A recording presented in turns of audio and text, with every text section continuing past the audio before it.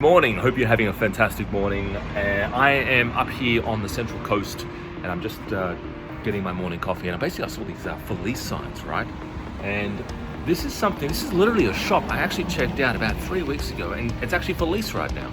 And it's actually empty inside there. This is just another pure example of a huge retail space, but it's an example of the tides are turning, especially for retail, right? So if you're thinking of starting a business, you're like, hey, I'm going to open up a shop and I'm going to start a retail business selling e-com wares, right, or physical products. Guys, this is not the answer. For lease is not the answer. Doing these retail shops is not going to be the way forward, right? Here's another one, right next door, for lease. Same deal, right? Same deal. It's pretty bad. What's this shop? This used to be. Yeah, again, massive space.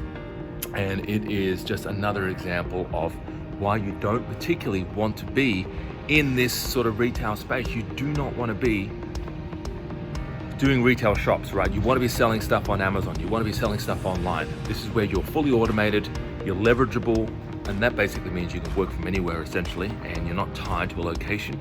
The people here working even in Subway, right? They've got to stand there all day waiting for customers to come in to make them a sandwich.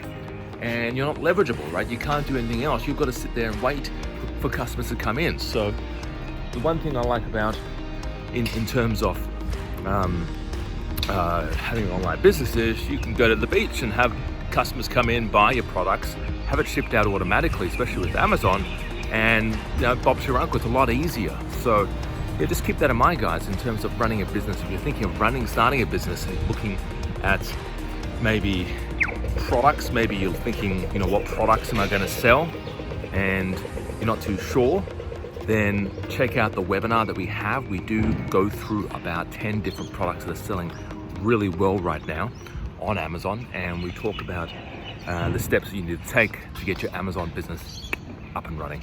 Have a great day. Bye-bye for now.